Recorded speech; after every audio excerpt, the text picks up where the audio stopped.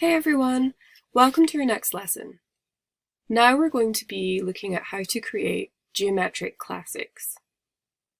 So there are a couple of things to remember when designing geometrics. First of all, everything has to be very exact.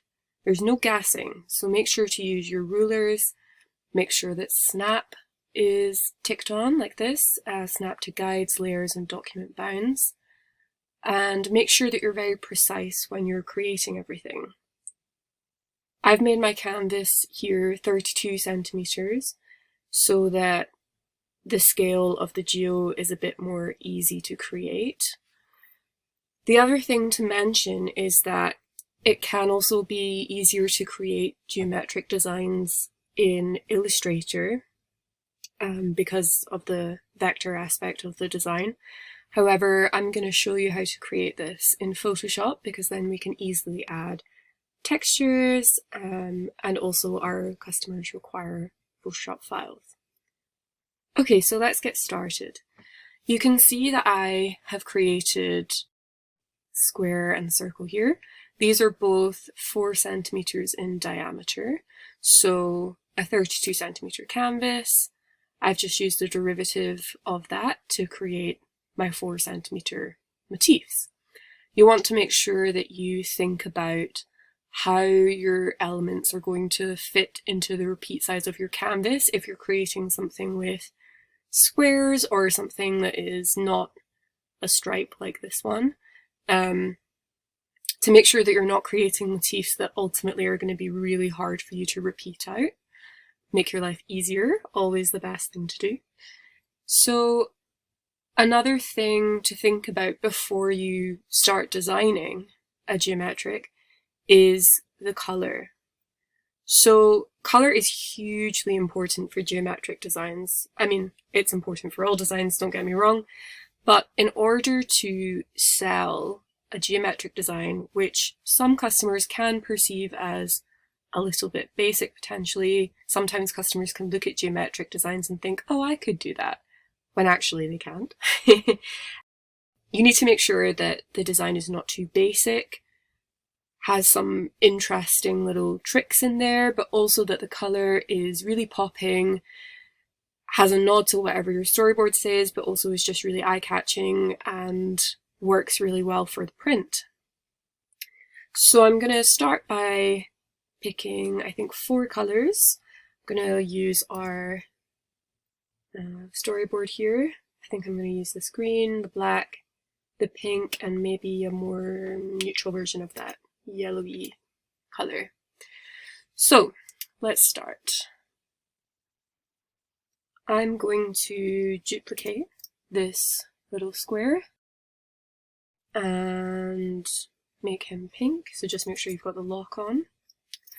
Now, here's what I said about making everything very precise. In order to move this guy up, I want him to be half the width, half the drop of the square that's below. I'm going to use my transform controls and move him up 2 centimeters. So halfway. There we go. And I'm going to drop him in there and merge. Now, for the circle, you can see he fits exactly on there. But I want to make him a bit more interesting. So what I'm going to do is duplicate this, fill him with that green, and then I'm going to move him 2 centimeters up and 2 centimeters to the right. And then we'll duplicate him again and move him down 4 centimeters. And then we'll duplicate both of these and move them across 4 centimeters. I hope you can see where I'm going here. And now we'll clip this into the circle, and I think what we're going to do is change the color of some of these to make them a little bit more interesting. Okay, now what did I think? This yellowy color, it's a bit too yellow. I think let's make it paler, so we've got a nice neutral in there. Perfect. And we'll do this one as well. Make sure you've got auto select on. Keeps everything easy to select. we're going to fill him with that colour too. Okay, cool. So now we have a 4 centimetre square tile that we can play around with. Now, if you wanted something super simple, you could definitely just repeat that out, but we're not going to do that. We're going to create something that's a little bit more tricky, a bit more interesting. So I have duplicated my 2 square and circle elements. Now I'm going to move them across 4 centimetres to sit next to this one. And I'm going to rotate him 180 degrees. So already we've got a little bit of variation, but I think what would be good here is to trick things up a little bit more. So let's change the colour of the centre to this pink, I think. And also here, maybe we'll change the ground here to this green. And then what we're going to get is some really interesting little new shapes start to emerge. So we don't just have the circle and the curved edges here, we're now getting some little semicircles. And the aim is really to build up lots of different types of these little blocks to create interesting different shapes, some interesting contrasts. You don't have to be too prescriptive about it, have some fun. Just pick the different parts. We'll make that one black. Okay, and you can also make each little one a group if you find that helpful. I do. I love to work in groups. Not everyone does though. And now we're going to move this across 8, and maybe we'll flip him vertically. Okay, so and now you can see that there's a tiny little line appearing there, which is not what you want. So you need to make sure that everything is super tightly next to the others to make sure you don't get those lines appearing. And that's where working in something like Illustrator can be really good, because it is super precise for these types of things. Again, I still prefer Photoshop, I'm not gonna lie. I think it's works better with my brain.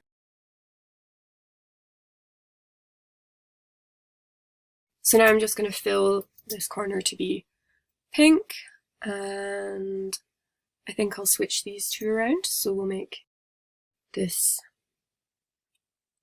little curved black. Oh, I should have done this one first. We'll make this little curve pink, and we'll make this one green. Yeah. And what else? I think we will add another line.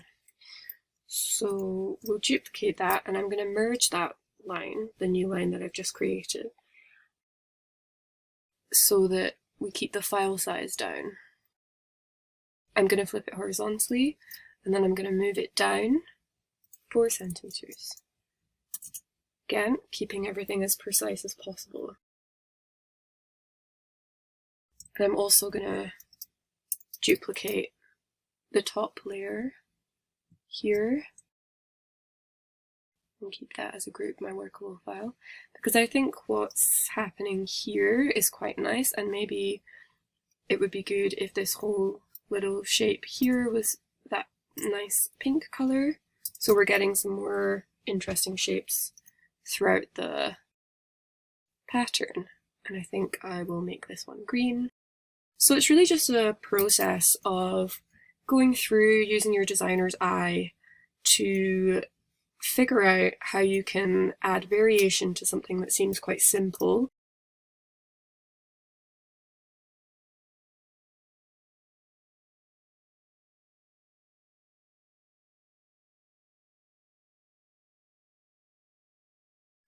So really take the time to just go through and make sure that everything is looking clean and that you've got some interesting shapes happening.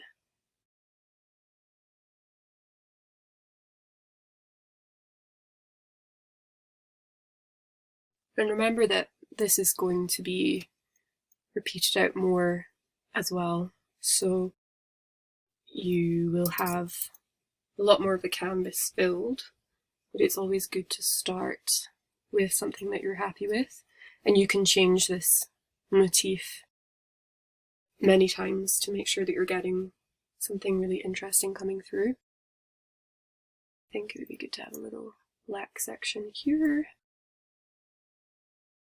So you can see from those two elements we've created something quite interesting, looks really different to what was there before. And you want to keep some of the intact little circles as well, but not too many. And you want to think about the colour distribution too. So is there too much pink? It is looking quite pinky. Okay, so I think we'll go with this, and then we can always edit this more as we go. So now we're going to repeat the motif that we've made, but before we do that, I just want to double check the accuracy of all the colours I've been dropping in. One thing to note about Photoshop is it can shift pixels. It's often not the most precise when you're doing these geos, but everything so far looks okay. I'm just going to merge these, and I'm going to fill these sections. You can see very, very, very faintly there's a tiny little halo of the colour below. So it's good to just go in and double check that everything's looking nice and clean. So that's great. Now what we're going to do is duplicate this. So Command J and move down 8 centimeters. Perfect. I'm just going to zoom in again and double check.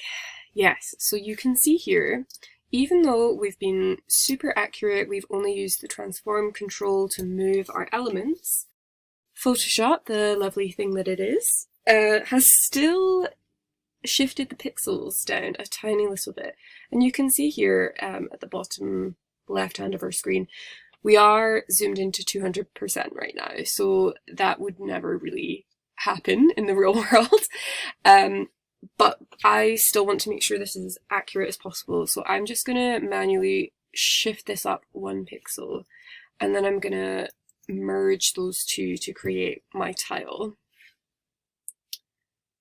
And I'm just going to check the dimensions of that. So this should be 16 centimeters here, and because I shifted that 1 pixel up, it's now at 15.98. which is annoying. So I'm going to change this to 16. And you do just have to be vigilant when creating geos on Photoshop. You might think you've got all the right settings in place, but sometimes annoying little things like these happen, and they can really shift your entire design out of whack if you're not careful. So now what we're going to do is duplicate our tile, and we're going to fill out the repeat.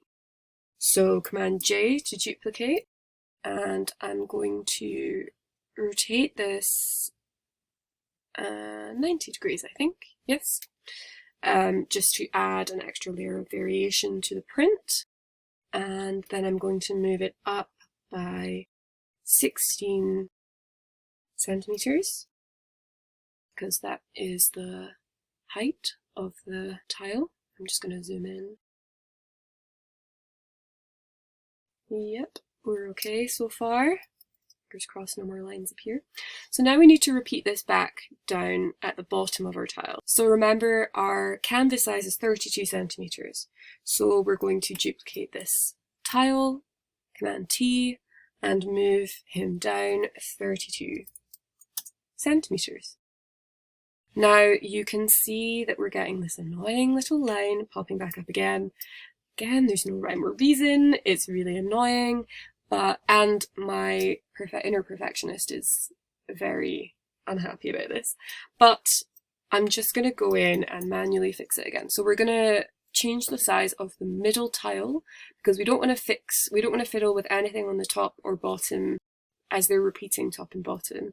So if you move or edit one of these tiles, you also need to edit the other one. Otherwise your repeat won't work. So we're going to edit this middle tile because it doesn't come off the side of the page, and I'm going to hold down Shift and I'm just going to pull that down the tiniest little bit, and there we have it. It's a bit more seamless now, it's fitting in, and that's great. So what we can do now, and again you can see that there's this tiny little line, but actually when you zoom in it's not there. So Photoshop does also like to play tricks on your eyes, which can be quite frustrating, but always it's worthwhile being diligent, going in, double checking just to make sure. Now what we can do is we can just see what we think about how this repeat is looking. So to me it's looking quite good. The only thing I would say is we're getting quite a lot of this black coming in here and doubling up the shape. So I think I'm going to go and edit this little guy here to make that green. Yep, so that we're not getting that shape coming back in. What else are we thinking? I don't really like this little corner in here. So what should I do? Should I make this all pink or should I make this black? Let's try making it black. So I can edit what is shown of these top and bottom tiles on the repeat tile because this is not going to alter the motif because it's not coming in again at the top. No, I don't like that actually. I think it's too black. So I'm going to undo that, and what I'm going to do is just change this little guy. I'll try changing him to pink, but it might be that he looks... Yeah, I think that's better. Okay.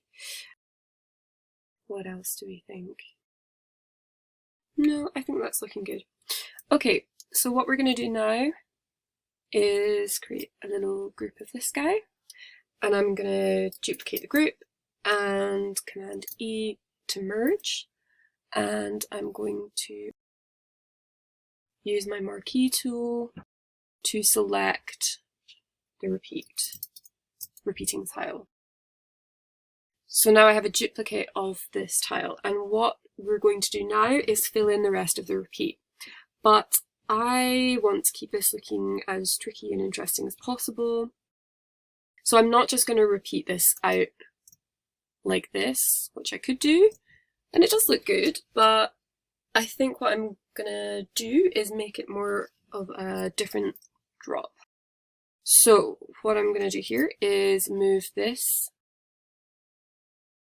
16 centimeters to the left, and then I think I'm going to move it down. Let's try 8 centimeters to start with.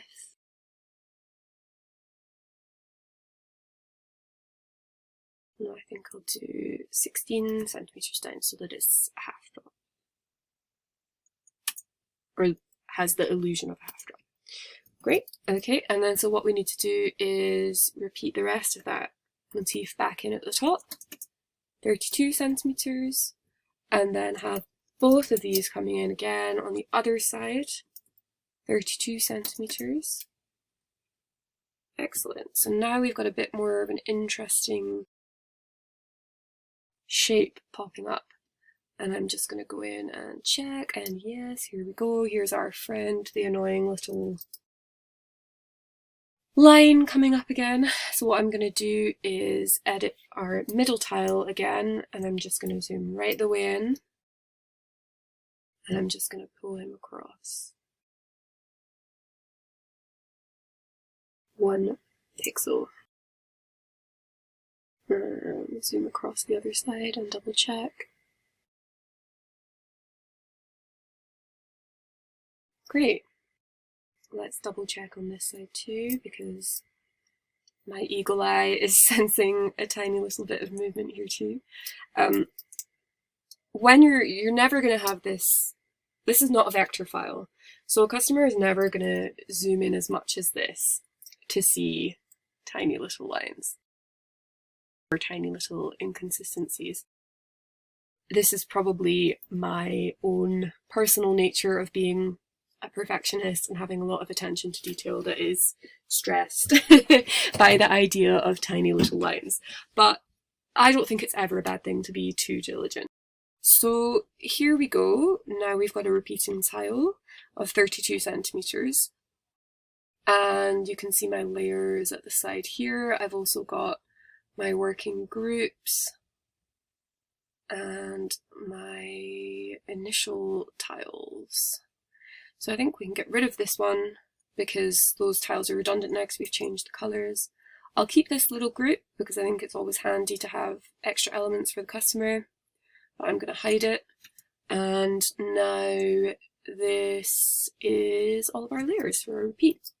I'm going to save this as 32 centimeter repeat tile layers.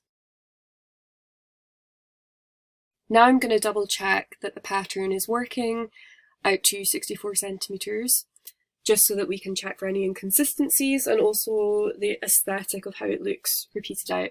I'm going to use a tool that I really like called Pattern Fill. Not everyone loves using it, but I think it can be really handy in order to check for these inconsistencies. So we're going to go Edit, Define Pattern, and you can just type a little name in there if you want. And OK. And then we're going to use the menu at the bottom here, this circle, pattern fill. Okay. And then I like to, before I change my canvas size to check how my repeat looks, I like to use the tool to double check my repeat on my tile. So what I will do is drag this down so you can see where the repeat is, and across so you can see where it's overlapping horizontally and vertically, and you can see that that repeat's working out well. So that's great. So Command Z to return that to where it was. And then what I will also do is duplicate that layer, add a new layer, and merge that. And that just crops it to the size of the canvas. So I'm going to label that 32 centimeter cropped repeat tile. And you can see I've still got a pattern fill layer here, because now when I go to canvas size and I change this to 64 centimeter, which is our standard repeat size, and I zoom out, automatically that canvas is now filled to 64 centimeters because the pattern fill is still on. And I'm just dragging my rulers there so that you can see. So I will add a new layer and again merge the pattern fill there, and I'm going to label that 64 by 64 cropped repeat tile. And there we have it. So now we have, and I can get rid of that background. Now we have all of our layers. We've got our repeat tile of 32 centimeters. We've also got how it looks. We've also got how it looks repeated out at 64 centimeters so that you can see an overview of what we would provide for the customer. See you in the next lesson.